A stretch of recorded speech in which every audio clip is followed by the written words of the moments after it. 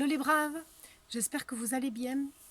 Alors aujourd'hui on va faire un tour dans la forêt comestible parce que pendant tout l'été j'ai été très stressée par cette forêt comestible, cette future forêt comestible.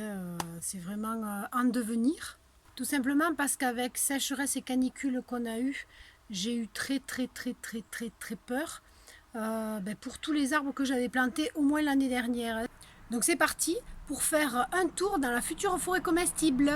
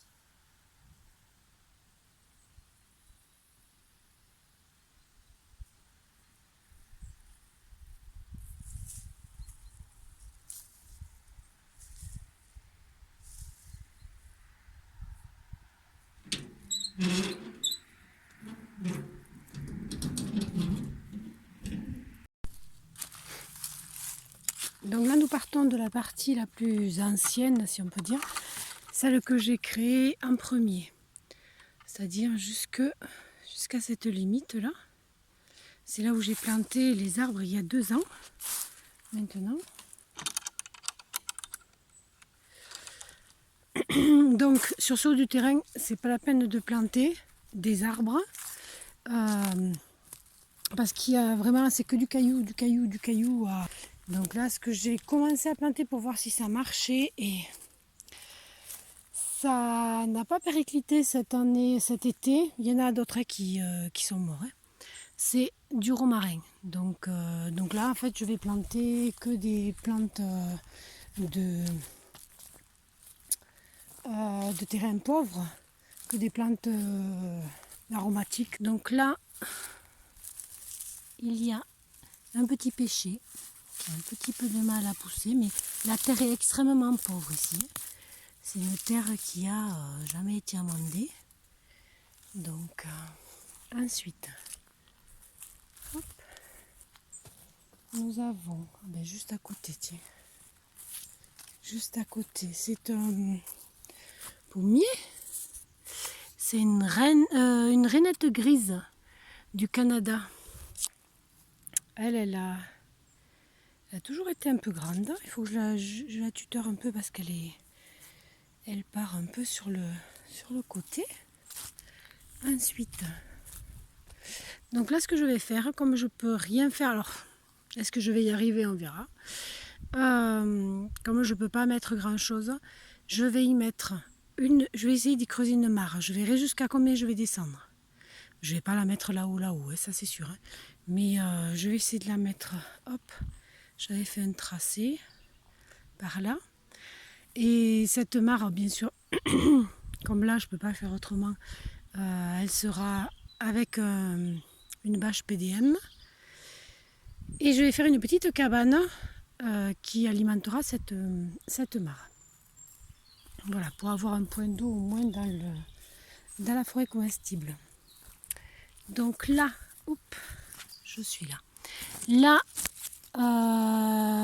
nous avons un arbousier que j'ai planté donc il y a 2 ans. Voilà, donc il y a une partie qui est en train de mourir, il faut que je le taille. Je suis en train de tailler un peu tout ce qui est mort et tout ça. Donc ça c'est un arbousier. Ensuite, là j'ai mis un pommier qui est... Ah non, un poirier, pardon. Hop, un poirier. C'est une poire William.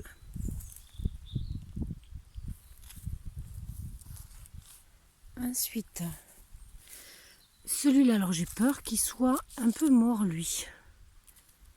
Parce qu'il m'a l'air très sec. Donc ce que je vais faire, c'est que je vais tailler jusqu'à ce que je vois qu'il y ait un peu de vert. C'est un Elaeagnus qui est là. Ensuite, lui c'est pareil, je sais plus ce que c'est d'ailleurs, tiens. Et lui par contre, il a l'air d'avoir morflé. Si, tiens, voilà. Je me demande si c'est pas un autre Elaeagnus, mais bon.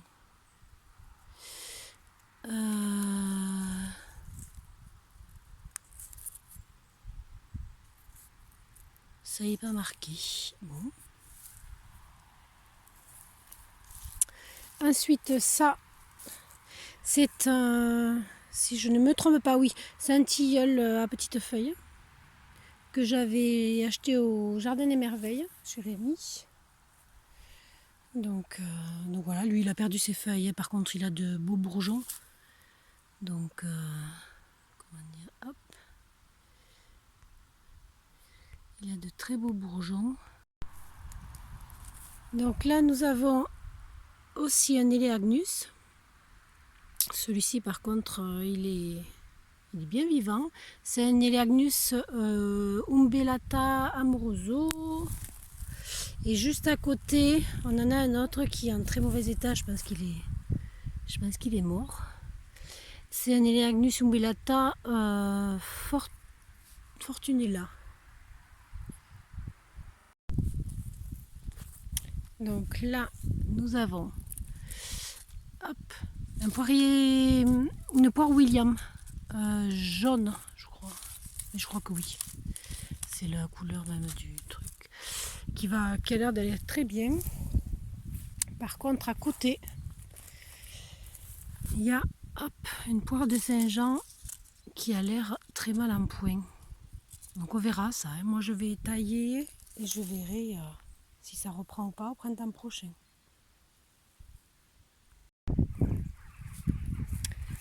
Donc là, oh là là, c'est chouette.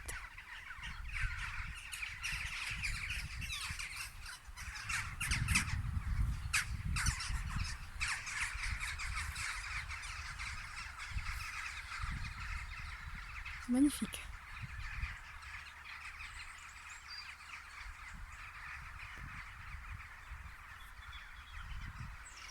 Donc je disais là, on a un feijoa qui a l'air d'aller très bien. Et ça, je suis contente.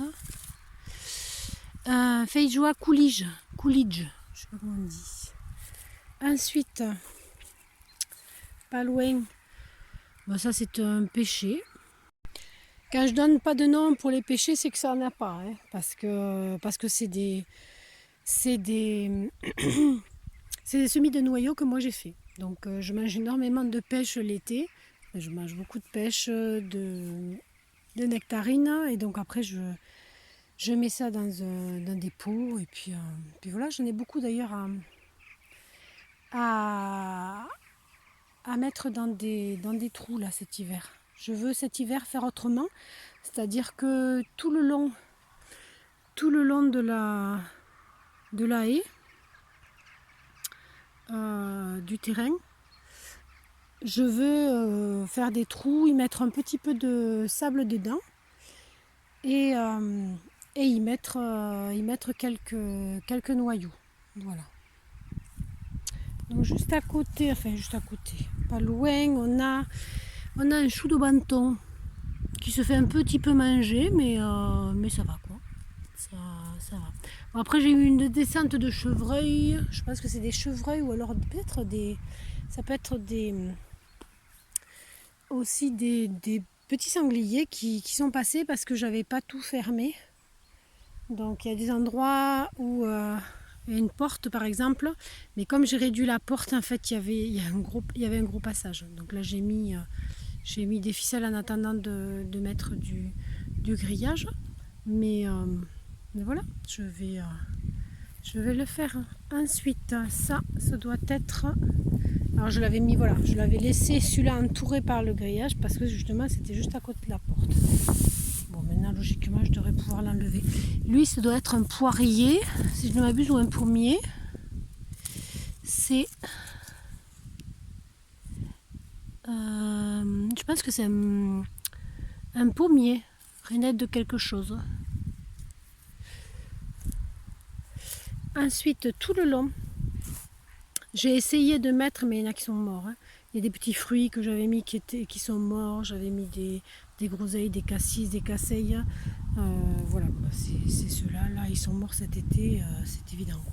Il n'y a aucun moyen de protéger de la chaleur.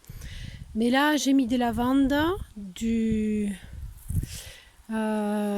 romarin. Et là, en fait, j'avais mis des petits fruits tout le long en suivant, je verrai, mais je pense pas que les racines reprennent.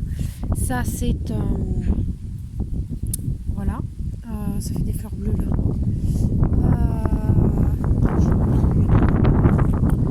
Désolée, il y a beaucoup de vent là tout d'un coup. Donc là j'ai remis, je vais pas dire de bêtises, c'est un pêcher aussi ça.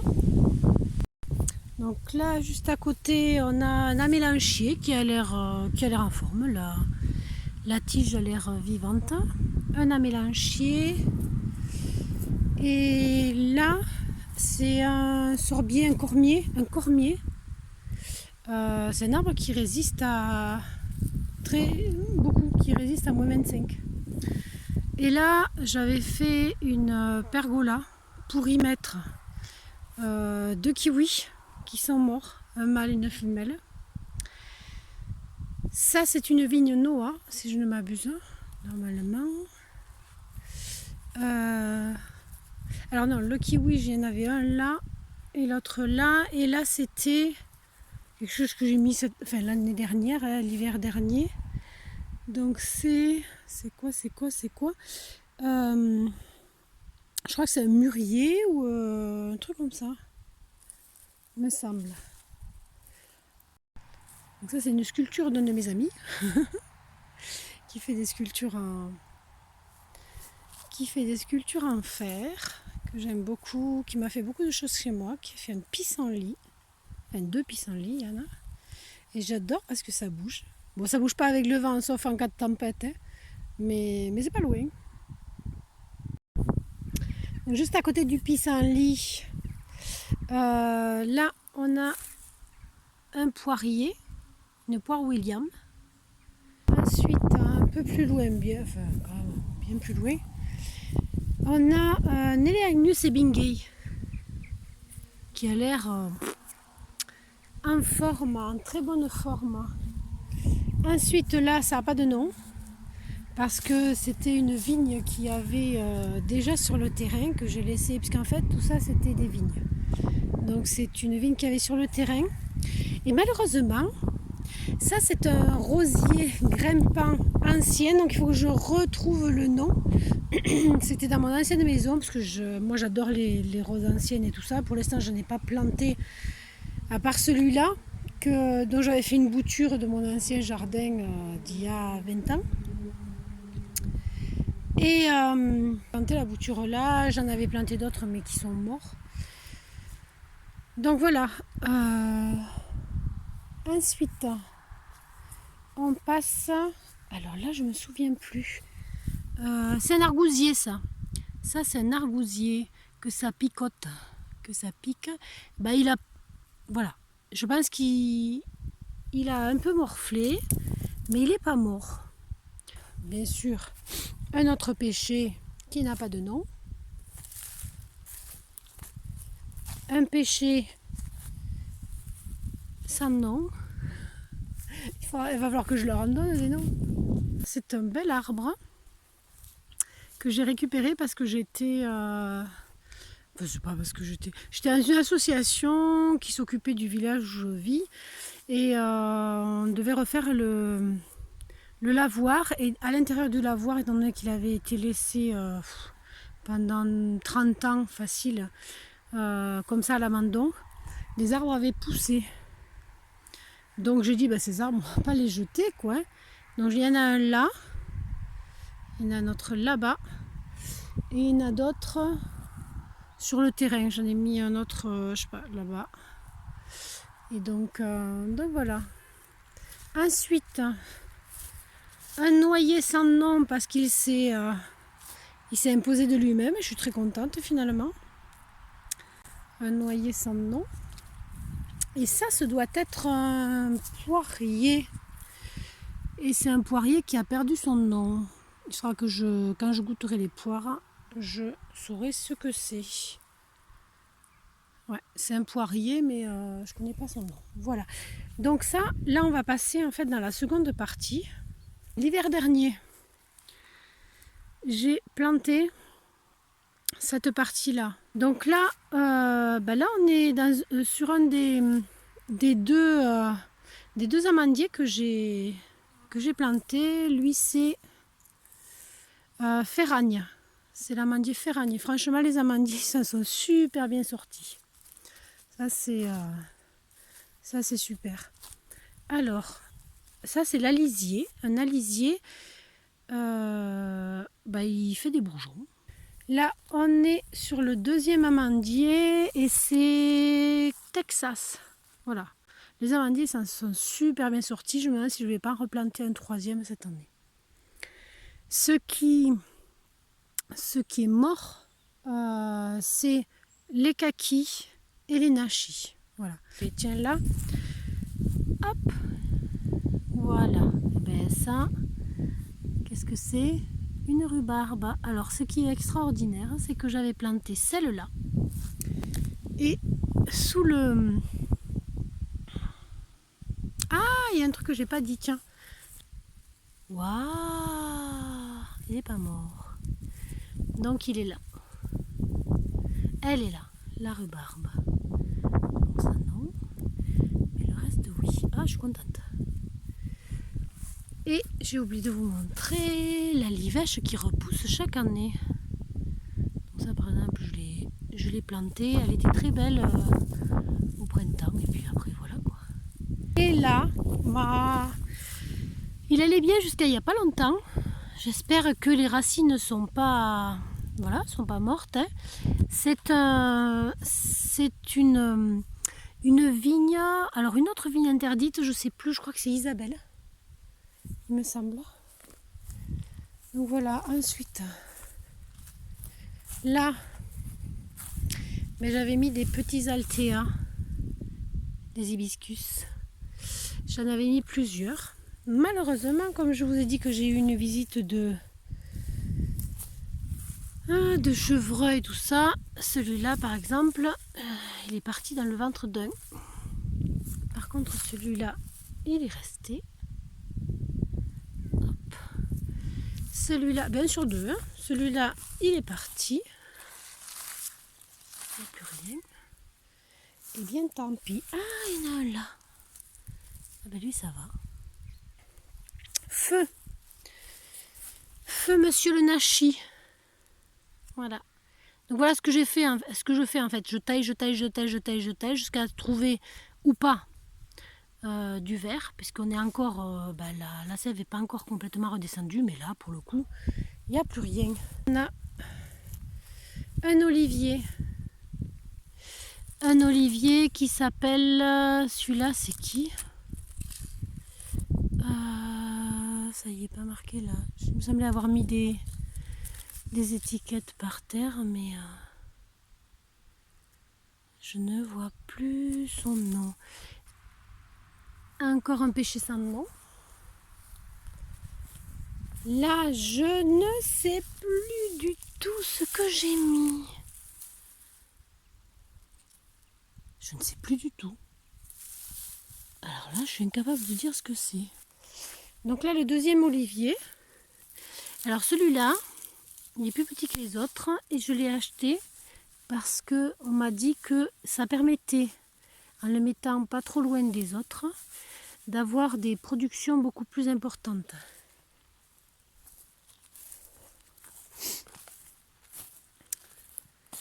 Donc là, encore, ah non, ça c'est feu kaki, feu plaque minier, pareil, crac, crac, crac, j'ai coupé. Et je suis arrivée sur un tronc vide, sur un tronc sans vie. Je l'ai taillé, et je suis allée jusqu'aux feuilles. C'est le troisième olivier. Et celui-là, c'est Aglandou. Là, c'était un nachi, je crois. Donc, j'avais deux nachis et deux kakis de plaques miniers qui sont morts. Ensuite, là, c'était un essai. J'ai essayé le citronnier. Il y en a qui vont être fous en entendant ça. Et, écoutez, hein, on verra. Hein.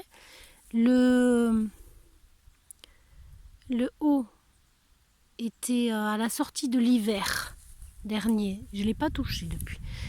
Était sec, mais le reste est vert. C'est un pommier kazakh. Alors lui, logiquement, bon après, il résiste beaucoup. Il résiste très bien au froid, mais il a résisté très bien à la sécheresse. Hein. J'espère que cette vidéo vous aura plu. Je vous dis à très bientôt dans une prochaine vidéo. Je vous souhaite une merveilleuse journée à toutes et à tous, sachant que la prochaine vidéo, c'est les plantations dans la future forêt comestible, puisque je vais continuer à planter là-bas. Bye bye!